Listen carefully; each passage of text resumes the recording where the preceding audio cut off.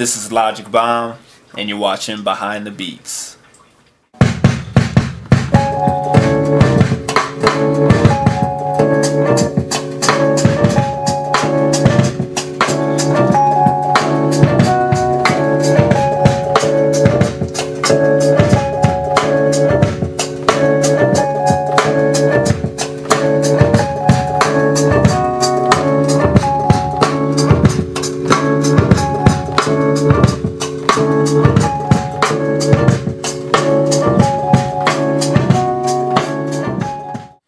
Gonna go ahead and put some drums to this. How'd you get into production? Well, I'm gonna try to make a long story short.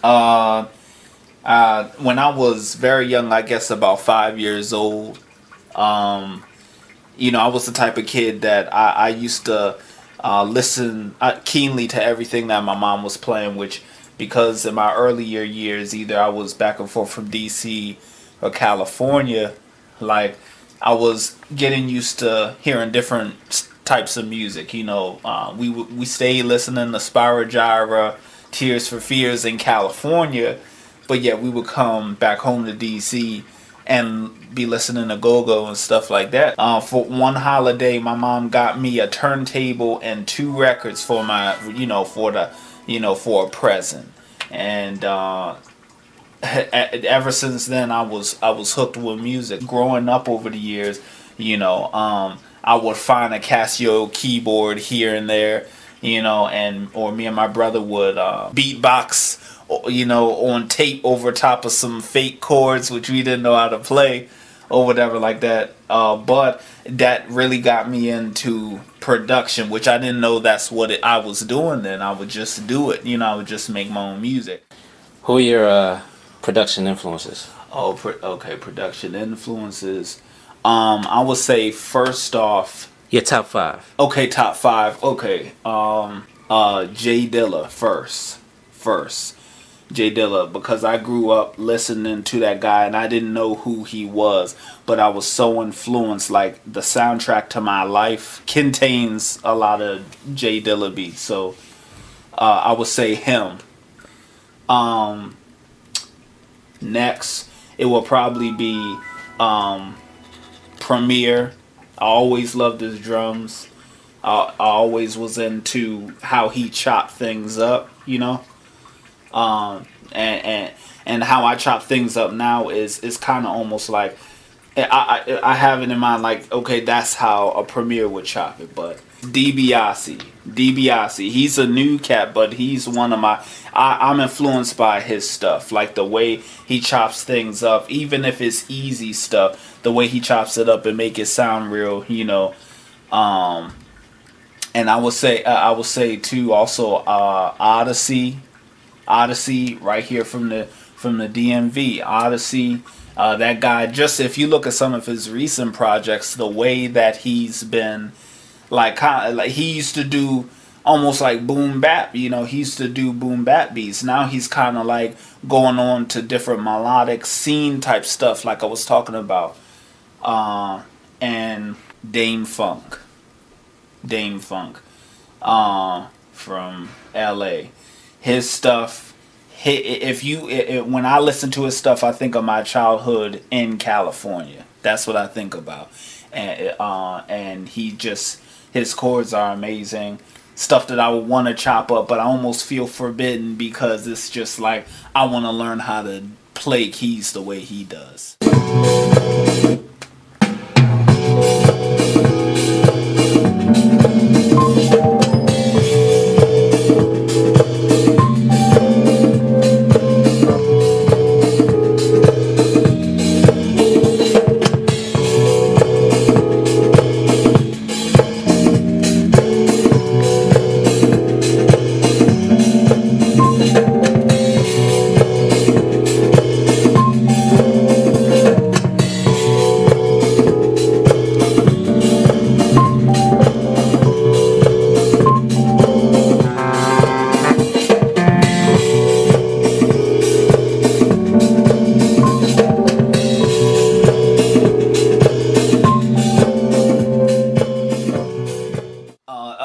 lot of people think this is weird, which Roddy Rod brought this to my attention.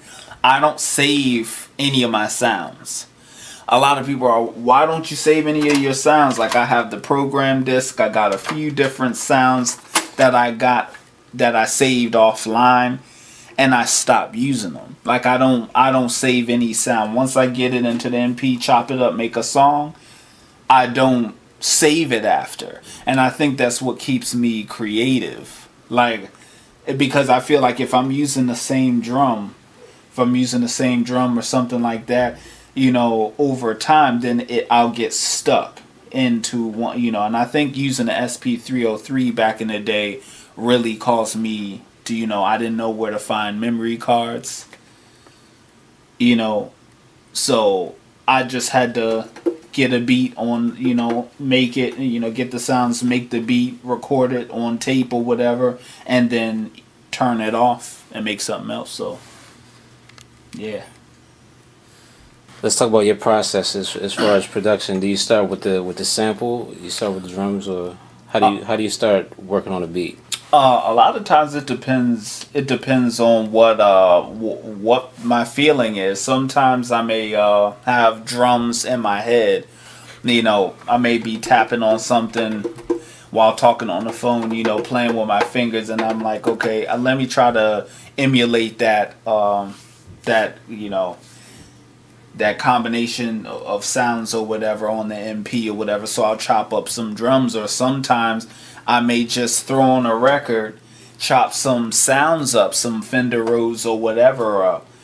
Not even nothing necessarily in particular, just chopping whatever a section of sounds that I really like, and then I'll chop that up and truncate it the way that I want it, and then I'll throw some drums on top of that.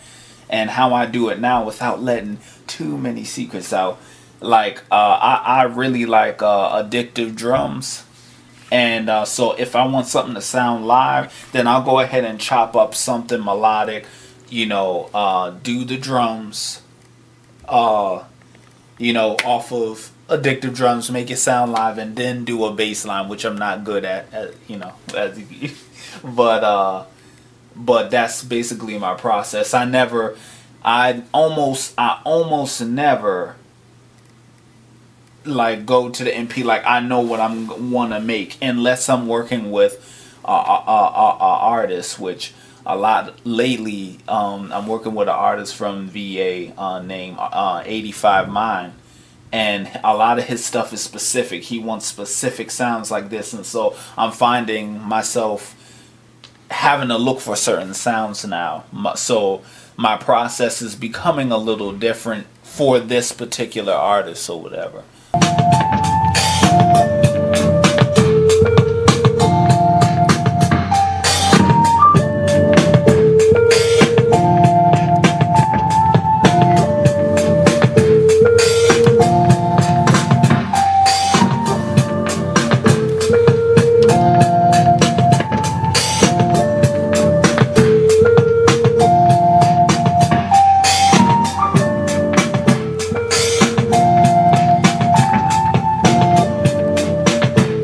You throw that snare in there to throw people off balance? Huh? You throw that snare in there to throw people off balance? Yeah, I'm telling you, you know what? That's where the Dilla stuff, you know, I told you one of my production influences is Dilla. And at his transition, by the time Donuts came out, Donuts was crazy. Like, the way he chopped everything, his stuff was off kilter. I like that imperfectness of that album. The fact that they weren't so, you know, he wasn't so concerned with, you know, you know, as far as it having to be quantized, or it having to be, you know, he wanted it crunchy and raw like he usually said, you know. But that's me. That's my production too, as far as you know, things being off kilter, not necessarily being quantized or anything, you know, because I listen to jazz too. Big up to Jay Lane, by the way. Very, very vicious DMV drummer and everything. And you know, that off kilter stuff, that's what I go for as well. So yeah, that's what you hear in that. That's what you hear in that. If you were trapped in the studio with an artist for a whole week to make an album, who would it be? MF Doom. Doom. That's yeah. Ever since I heard Mad Villain, I've been like, I like, I liked his vocal, the way he MCs and stuff, the way he raps, and I was like, if I work with a MC, it'll be him. What you working with? Well, as far as equipment, I got the Akai products, the MPC 2000 XL. I love this machine. I've had an MV8000 before, and I love the amount of sounds that it had. But I actually sold that just to get the MPC back again, because the feel of it. People try to be, say stuff about it doesn't matter about the feel. I think it does. Because and simplicity is good too. I got, like I said, this was my first boards. I do use the boards.